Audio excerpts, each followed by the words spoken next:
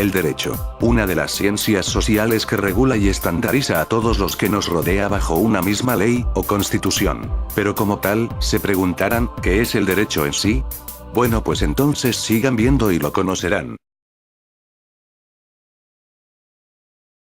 Primero que nada, les doy la bienvenida a mi despacho, soy el licenciado Bordaseux, me dedico a la abogacía. Y como verán, me han solicitado para darles cierta información, que les ayudara con sus estudios. Por cuestiones morales, decidí mutear esta parte, solo evitémonos problemas. Manera oral y si es necesario, con manzanas o peras. Lo que ustedes necesitan, amigos míos, es darles un incentivo a continuar. Así que no se preocupen, trataré de explicar de manera amena y sencilla, el tema que tocaremos hoy.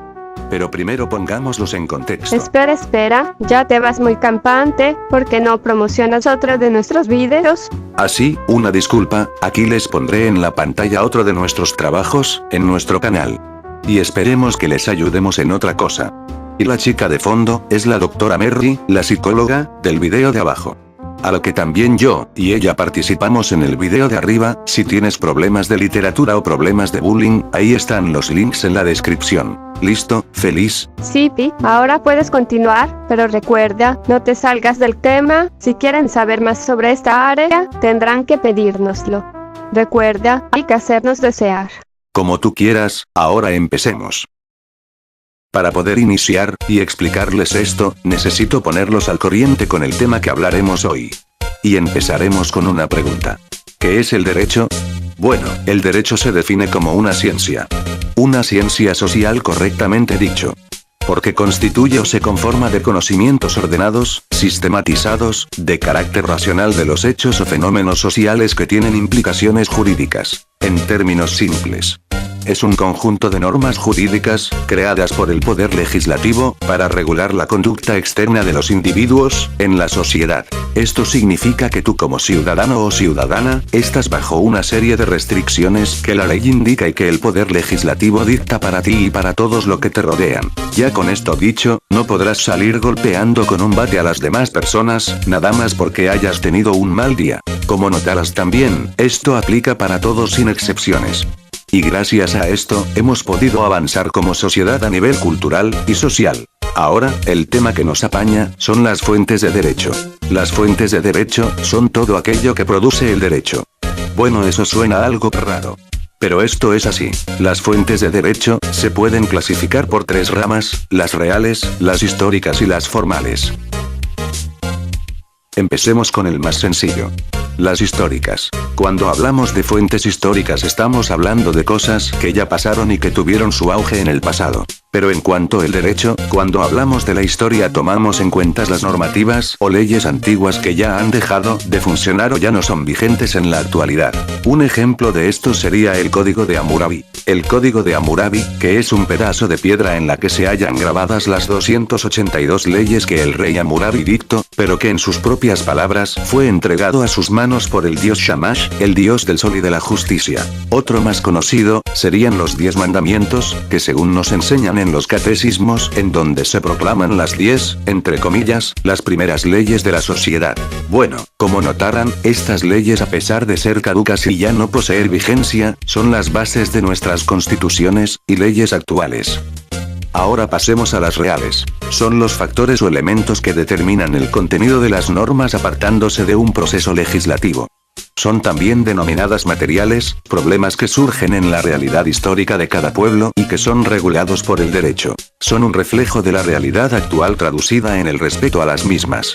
En términos más sencillos, son normas o leyes creadas por las circunstancias, y que pueden ser temporales u oficiales. Un ejemplo de esto sería la Constitución de 1824. En esta Constitución presentamos un borrador de la primera Constitución Política de México, elaborado por el Congreso General Constituyente de la Nación.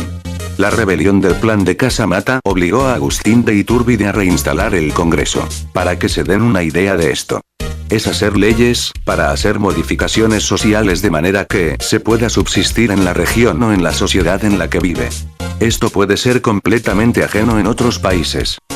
La última se puede prestar a confusiones, pero trataré de que se entienda ya que son varios elementos a tomar en cuenta, así que si tienes libreta y lápiz anota lo que te sirva. Las formales son los procesos de formación o creación de las normas jurídicas constituidas por diversas etapas que suceden en cierto orden y que deben realizar diversos supuestos, ejemplo la legislación, la costumbre, la doctrina, la jurisprudencia, y los principios generales del derecho.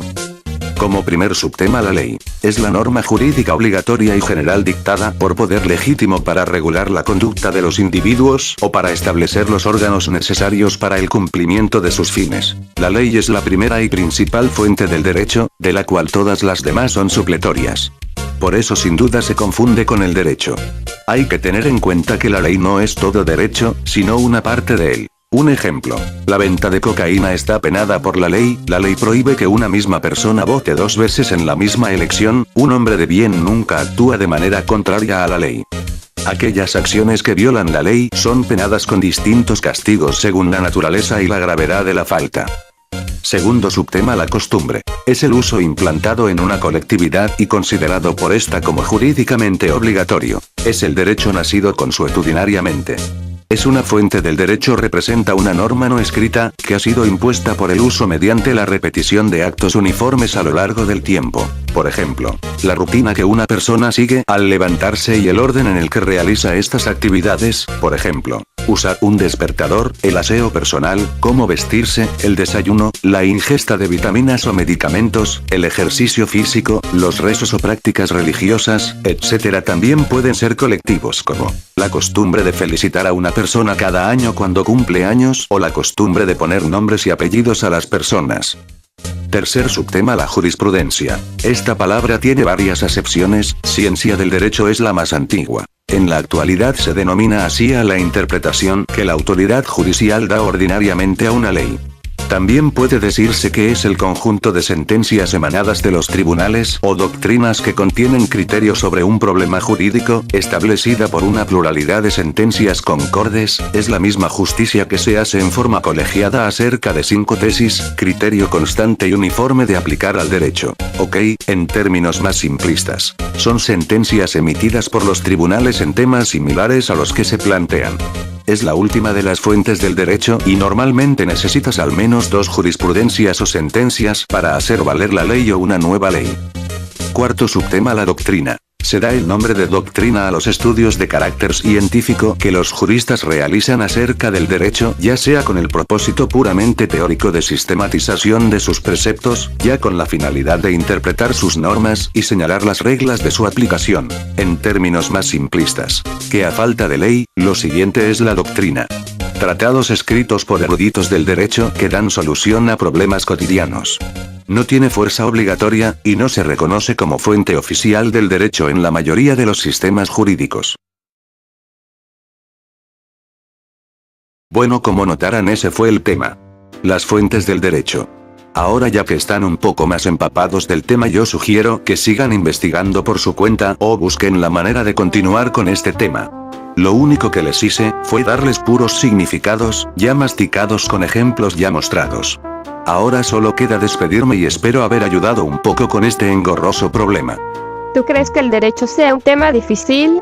No tanto, la clave está en leer. Y créanme, es mucha lectura. Bueno chicos, termino la clase conmigo, les deseo la mejor de las suertes, yo soy el licenciado Bordaseux, les deseo buenos días, tardes o noches, o al horario que nos vean.